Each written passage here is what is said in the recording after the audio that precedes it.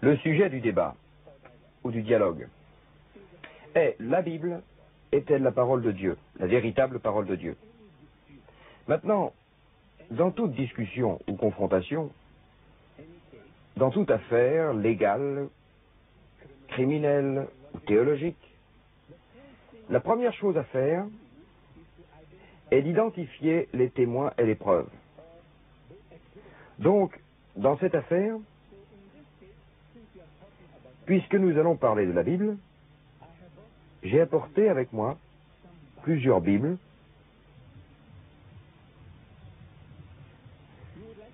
car nous voudrions savoir de quelle Bible nous sommes en train de parler. Généralement, les gens disent qu'il n'y a qu'une Bible. Généralement, les gens pensent qu'il n'y a qu'une Bible. Mais je vais vous montrer ce petit livre ici, cette sainte Bible. Elle s'appelle la version des catholiques romains. Notre frère Stanley, acceptez-vous ceci comme la parole de Dieu? On l'appelle la Sainte Bible. L'acceptez-vous? C'est la numéro 1. La numéro 2.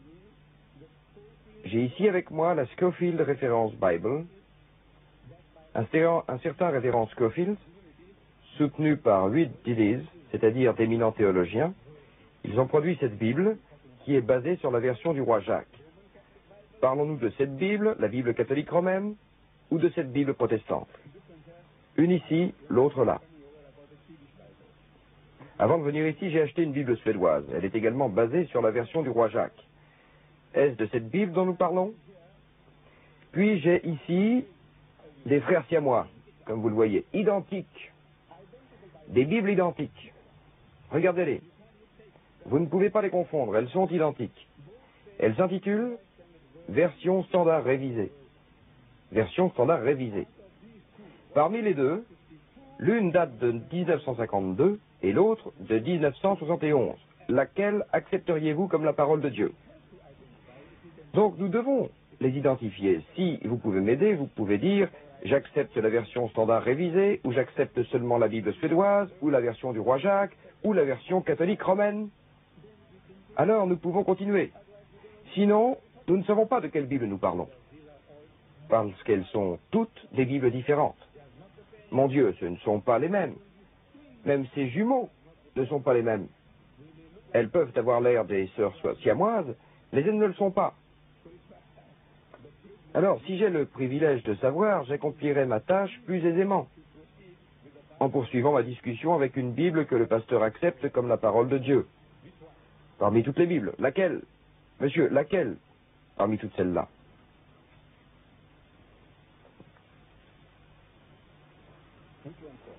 Laquelle, professeur? Je vous répondrai quand ce sera mon tour de parler. J'ai une très bonne réponse à vous faire. Merci, monsieur. D'accord.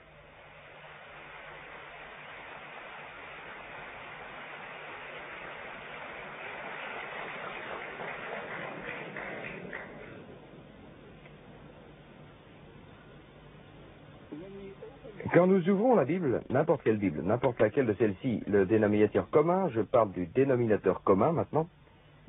Quand nous ouvrons cette Bible, n'importe quelle Bible, le premier verset de la Bible est celui de la Genèse. Le premier chapitre, premier verset. Il dit: au commencement, Dieu créa le ciel et la terre. Le mot Dieu, en hébreu, est Elohim. Et Elohim, le pasteur a des contacts avec les Juifs ici. Il est en bon terme avec eux. Si ce n'est pas le cas, ce soir et demain soir, nous devons avoir un autre débat. Quelque part près de son diocèse, de son église, et nous pourrons prendre ce rabbi avec nous, et j'aimerais lui demander, au sujet de ce mot Elohim, s'il vous plaît, traduisez. Et s'il est honnête, tout juif qui connaît l'hébreu dira Dieu, Elohim, en hébreu signifie Dieu. Elohim en hébreu signifie Dieu. Elohim signifie Dieu dans la langue hébraïque. Mais toutes les traductions, sans exception, dans les centaines de traductions que les chrétiens ont faites, ils ont délibérément fait un contresens sur le premier mot de la première phrase. Dieu, ils auraient dû traduire Dieu au pluriel. Pourquoi ce jeu? Pourquoi décevoir les gens? S'il s'agit de Dieu au pluriel, pourquoi le traduire Dieu au singulier? À la première phrase, vous faites une erreur. Alors le mot est Dieu, comme le pasteur me le disait dans sa cassette. Il disait qu'il est un fondamentaliste, et j'aime ça. C'est un homme qui dit, d'un extrême à l'autre, du commencement à la fin, j'accepte toute chose, d'un extrême à l'autre, comme la parole de Dieu. Rien n'a changé à cela, rien n'a changé. D'accord. Alors, cela rend ma tâche plus facile. Il accepte toute chose comme la parole de Dieu. Ainsi, ce mot-là, s'il est dit Dieu, vous n'avez aucun droit de le changer. Personne n'a le droit de le changer. La parole de Dieu créa le ciel et la terre. Maintenant, dans la 5e version majeure révisée de la version du roi Jacques, le mot ciel n'est pas changé en cieux. Où sont supposés être les dieux? Singulier, n'est-ce pas? Et ce qui est singulier, c'est qu'ils aient mis au pluriel. Je voudrais savoir où les chrétiens, ou n'importe quel universitaire, ou évêque, ou pape, a le droit d'ajouter, ou de supprimer un mot, ou de changer le sens. Je sais que le livre des Révélations, le dernier livre de la Bible, dit que quiconque ajoute ou retranche quoi que ce soit de la parole de Dieu, l'empoisonne. Aussi, nous voudrions que le pasteur nous explique qui a fait cela et qui agit ainsi avec la parole de Dieu, si c'est la parole de Dieu. Puis, dans les 5 premiers livres de l'Ancien Testament, la Genèse, l'Exode, le Lévitique, les Nombres et le Deutéronome, 700 fois, il nous est dit que ceci n'est pas le livre de Dieu. Ce n'est pas le livre de Dieu. 700 fois. Vous lisez, et le Seigneur dit à Moïse, et Moïse répondit au Seigneur. Le Seigneur dit à Moïse, et Moïse répondit au Seigneur. Ce qui signifie que le Seigneur n'a pas prononcé ces mots, ni Moïse ne les a écrits. C'est à la 3e personne, quelqu'un d'autre parle et raconte ce qu'il a entendu dire, en quoi consiste son information, ceci est ce que Dieu a dit, et Moïse, ce que Moïse a répondu à Dieu. 700 fois, on nous dit que ce n'est pas la parole de Dieu. Puis, ces 5 livres sont attribués au saint prophète Moïse. Mais, dans le dernier livre du Deutéronome, chapitre 34,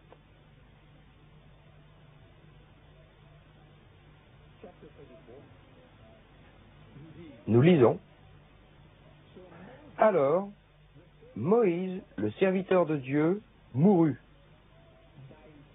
Mourut est au temps passé, au pays de Moab, selon la parole de Dieu. Et il, Dieu le Tout-Puissant, l'enterra dans une vallée du pays de Moab. Mais nul ne connaît son sépulcre jusqu'à nos jours. Personne ne sait où est sa tombe jusqu'à nos jours. » Donc, c'est une tierce personne qui a écrit. Moïse, avant de mourir, ne pouvait avoir écrit que personne ne connaissait sa tombe jusqu'à nos jours. L'homme était encore vivant. Comment pouvait-il parler ainsi? Et Moïse mourut à l'âge de 120 ans. Et quand il mourut, Moïse, quand il mourut, écrivit-il cela? Qu'il était âgé de 120 ans lorsqu'il mourut? Et quand il mourut, ses yeux n'étaient pas ternis, ni ses forces naturelles diminuées. Il était encore fort et assez vigoureux pour prendre une autre épouse de 16 ans. Il avait ses pouvoirs. Moïse a-t-il dit cela? Que ses pouvoirs naturels n'avaient pas diminué avant de mourir? Et que nul autre prophète ne sera révélé en Israël tel que Moïse, que Dieu connut face à face? Moïse a-t-il dit cela? Nous disons non. Nous disons non seulement il ne s'agit pas de la parole de Dieu, mais ce n'est pas non plus celle de Moïse. Quelqu'un d'autre l'a écrit. En regardant les choses en face, n'importe quel écolier de l'école maternelle qui peut comprendre en lisant, cela serait capable de confirmer et de vous dire que ce n'est pas la parole de Dieu ni celle de Moïse. Ces deux jumelles que j'ai, deux jumelles.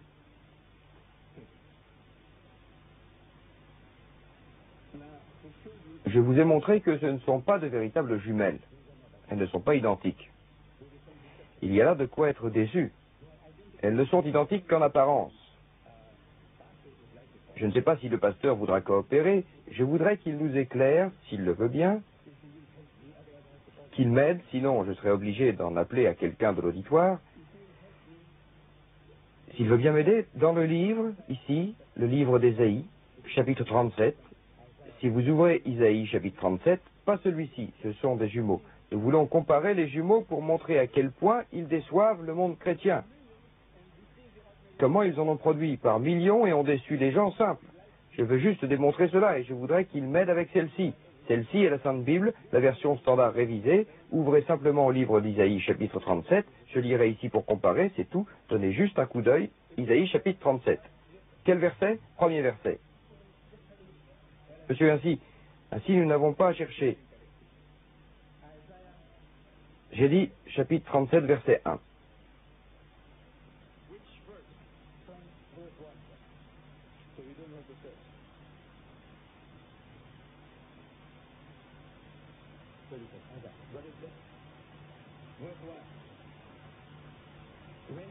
Quand le roi Ézéchias l'entendit, il déchira ses vêtements, se vêtit de toile, de sac, et entra dans la maison du Seigneur. Vous y êtes, monsieur? Oui, j'y suis.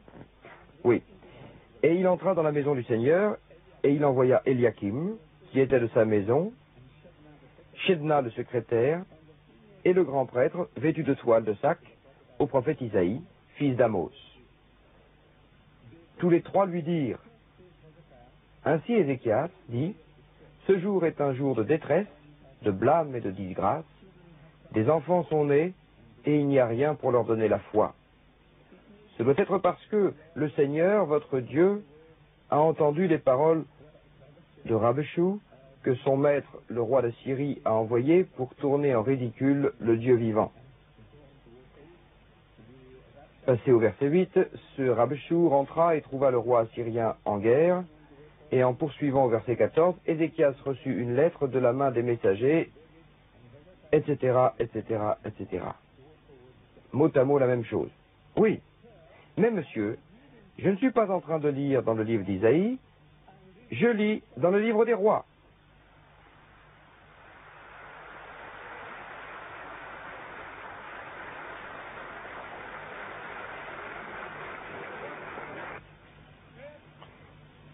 Et là est la grandeur de la Bible.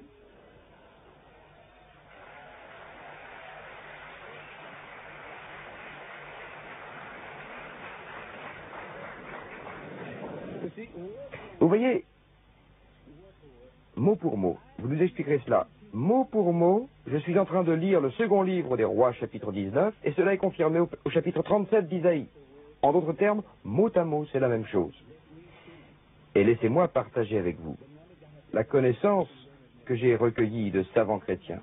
Ils m'ont dit, à moins que le pasteur nous dise le contraire, que la Bible ne fut pas une révélation orale, comme nous, musulmans, le croyons au sujet du Coran.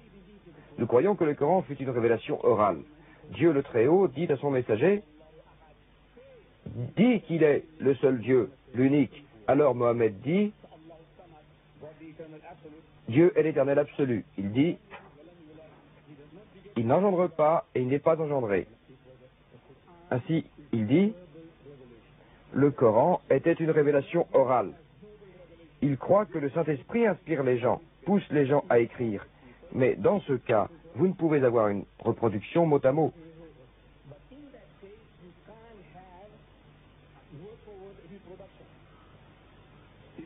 Si quelqu'un vous pousse à écrire à propos de cette réunion, vous ne pouvez pas reproduire mot à mot ce qu'un autre aura écrit. Les autres journalistes, votre rédaction sera différente. Votre style sera différent, c'est humain. Même si vous êtes inspiré pour écrire à propos de cette réunion, rien ne sera identique. Ici, tout est identique, ce qui signifie que ceci fut volé. En littérature, cela s'appelle du plagiat. Quelqu'un a fait du plagiat. Et que ce type a écrit sous un nom a été entièrement copié, et il dit « c'est de moi ». En littérature, vous appellerez ça du vol, et vous pouvez être inculpé pour vol. Maintenant, Dieu n'a pas fait cela. Il ne l'a pas dicté à un prophète, puis oublié ce qu'il a inspiré, et s'est donné la peine de le répéter mot à mot, virgule après virgule, point final pour point final. Dieu n'a pas agi ainsi, ni le Saint-Esprit. Le pasteur, nous expliquera comment il a pu avoir une reproduction identique d'un livre à un autre, écrit à des centaines d'années d'intervalle. Comment ont-ils fait cela? Écoutons maintenant ce jeune homme chrétien, Hans Kuhn. Il a écrit un livre intitulé « Infaillible », avec un point d'interrogation, l'auteur étant chrétien. Qui est cet homme, Hans Kuhn? Je ne sais pas si je le prononce correctement, pardonnez-moi s'il vous plaît. Votre langue scandinave est un peu difficile pour ma prononciation. Âgé de 43 ans, il est né suisse, il est professeur de dogmatique, théologien œcuménique et directeur des études œcuméniques dans une université d'Allemagne de l'Ouest, qui forma un des groupes d'élite des théologiens officiels du Concile de Vatican II, choisi par le pape Jean lui-même, connu pour être un des jeunes protégés de la théologie moderne, et par conséquent, il ne peut se permettre d'interpréter. Il dit maintenant que nulle part les livres de l'Ancien Testament ne prétendent être tombés directement du ciel, nulle part. C'est ce que notre ami Hans Kuhn dit. Au contraire, assez souvent, ils insistent presque candidement, honnêtement, ils soulignent l'origine humaine. Luc, chapitre 1er, verset 142, est particulièrement révélateur de l'origine de l'Évangile. Particulièrement révélateur. Que dit-il? Luc, chapitre 1er, verset 142. Luc nous dit, il ne dit pas être poussé par le Saint-Esprit, il dit, tout comme ceux qui depuis le début furent des témoins oculaires et apôtres du Verbe, nous ont transmis sa parole, cela semblait valable pour moi aussi. Si chaque Tom, Dick et Harry, moins instruits que moi, peuvent écrire des volumes, moi, un physicien, un des plus érudits parmi les partisans du christianisme de notre époque, pourquoi ne puis-je accomplir un meilleur travail? C'est son inspiration. Vous autres ne pouvez le faire. Vous ne pouvez le faire. Pourquoi ne puis-je pas le faire? Je suis beaucoup plus avant que vous. Alors il dit, cela semblait valable pour moi aussi. Ayant eu une parfaite compréhension de toutes choses, depuis le temps de début, pour écrire vous pouvez méthodiquement atteindre la perfection. La seule chose qu'il revendique est que les autres écrits ne sont pas réguliers. Le mien serait un apport méthodique. Marc saute d'un endroit à un autre. Partout, le mien serait un livre méthodique. Il ne prétend pas être inspiré par Dieu ni par le Saint-Esprit. Son inspiration, c'est que les gens qui l'ont précédé ont fait le travail. Dans le livre de Luc, chapitre 3, verset 23, nous avons la généalogie de Jésus. On y lit, « Et Jésus atteignait à peu près ses 30 ans quand il commença à prêcher. Lui qui est, entre parenthèses, qui est supposé, le fils de Joseph. Entre parenthèses. Maintenant, que signifie tout cela? Premièrement, si l'Esprit Saint inspire Luc pour écrire cela, cet Esprit de Dieu inspire Luc pour écrire cela. Cet Esprit de Dieu ne savait pas quel âge avait Jésus. Pouvez-vous imaginer? Cet Esprit de Dieu est supposé être Dieu. C'est ce que les chrétiens croient. Les chrétiens de la Pentecôte croient que le Père est Dieu, que le Fils est Dieu et que le Saint-Esprit est Dieu. Mais ce ne sont pas trois dieux, c'est un seul Dieu en trois personnes. Le Saint-Esprit est Dieu, l'Esprit de Dieu est Dieu, mais ce Dieu, s'il a inspiré Luc, ce Dieu ne savait pas quel était l'âge de Jésus, et il a dit à peu près 30 ans. Dieu ne savait pas l'âge de Jésus quand il commença. Il dit environ 30 ans. Environ. Il n'est pas sûr. Quand il commença à prêcher, dans la dernière traduction, cette phrase est supprimée. Savez-vous pourquoi? La question se pose. Dieu le Tout-Puissant attendit des milliards d'années avant de descendre sur terre. Et de son premier jour jusqu'à l'âge de 30 ans, il n'a pas prononcé une seule phrase pour le bénéfice de l'humanité. Que faisait-il? Pendant 30 ans, qu'est-ce qu'il a fait? Une phrase pour aider l'humanité. Il n'a rien fait. Pas un mot, pas une phrase. Puis ensuite, il a commencé à prêcher. Pendant 30 ans, il n'a rien fait. Alors ils ont choisi ces mots quand il commença à prêcher. La traduction moderne de la version du roi Jacques a supprimé ces mots étant supposés qui étaient entre parenthèses. Ce qui signifie que Luc n'a pas écrit ces mots. Demandez à n'importe quel universitaire chrétien qui en mérite le titre ce que signifient les mots écrits entre parenthèses. Que signifie-t-il? Et il vous confessera honnêtement que cela signifie que dans le manuscrit original, ces mots ne figurent pas, étant supposés n'existaient pas. Ce sont les commentaires des éditeurs essayant d'aider les lecteurs. Ils ont le droit. Dans la traduction coranique, nous trouvons la même chose. Les traducteurs ajoutent des mots entre parenthèses, voulant nous signaler qu'ils ont ajouté ces mots entre compléments pour nous aider. C'était appréciable, dans la Bible également.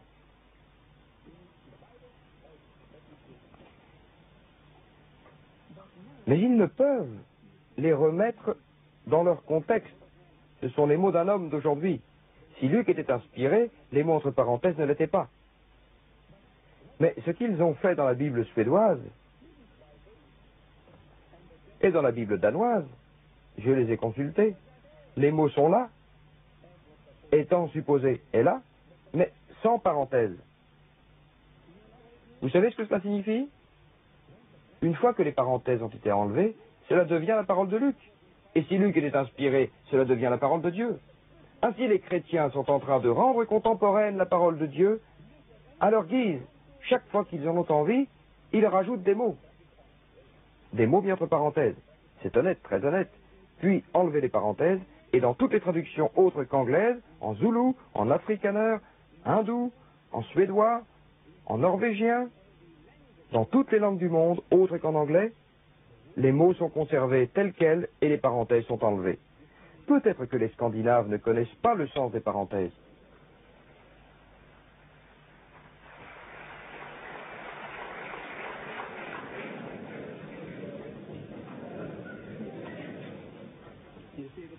Voyez-vous, le Coran nous donne un goût prononcé de vouloir savoir si les choses sont inspirées par Dieu ou pas.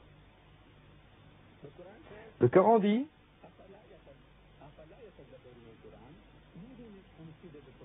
cela provient-il de quiconque autre qu'Allah, autre que Dieu? On aura trouvé de nombreuses divergences, de nombreuses contradictions.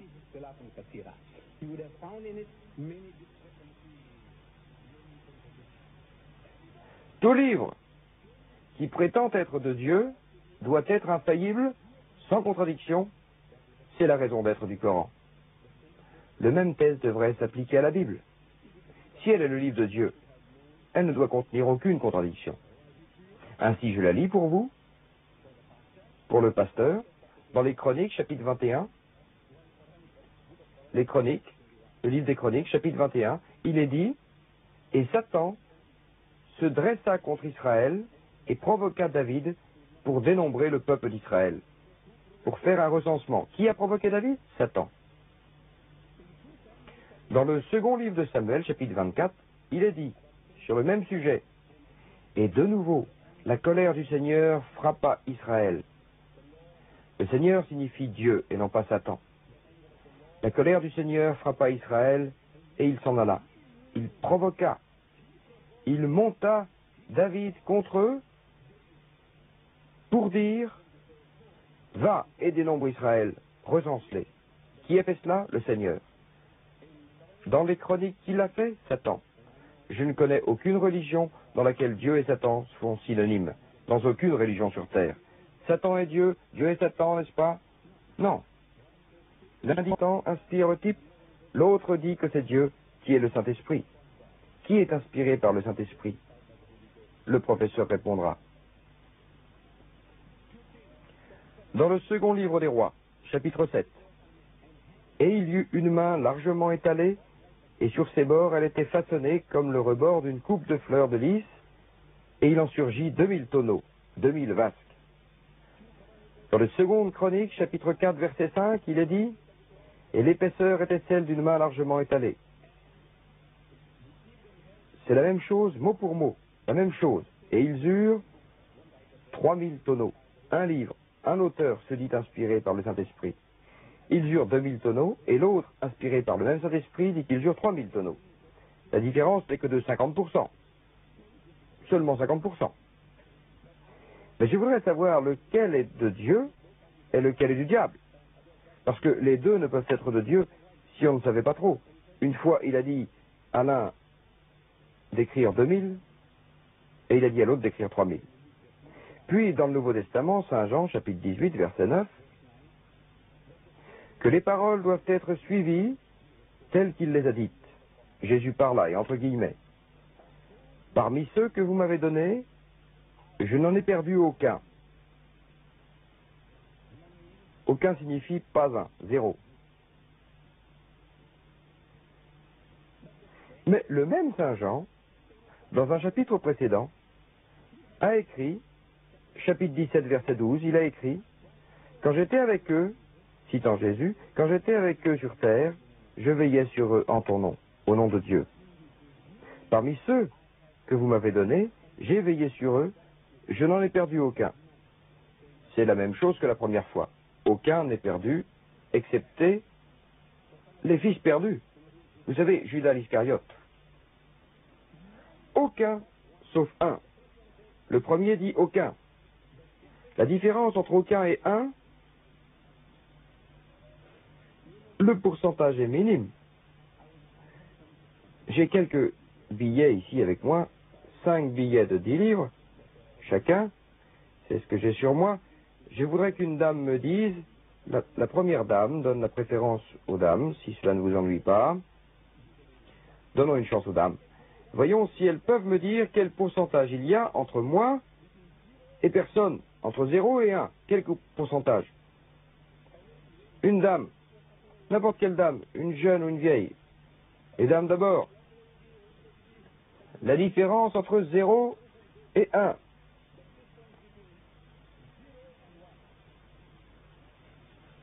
« 50 livres. Je ne sais pas à combien de couronnes cela équivaut. Je veux les donner, s'il vous plaît. S'il vous plaît, aidez-moi.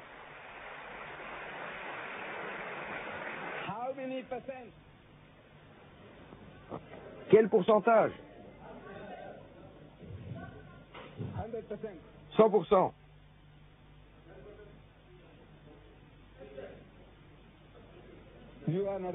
Vous n'êtes pas une fille? Ça ne fait rien. Vous avez utilisé le terme sans fin. Mais le mot juste est infini. Infini. Et le sens correct, le mot correct. Mais c'est ce que vous voulez dire en disant sans fin. Pourcentage infini. La différence entre 0 et 1. Souvenez-vous de ça.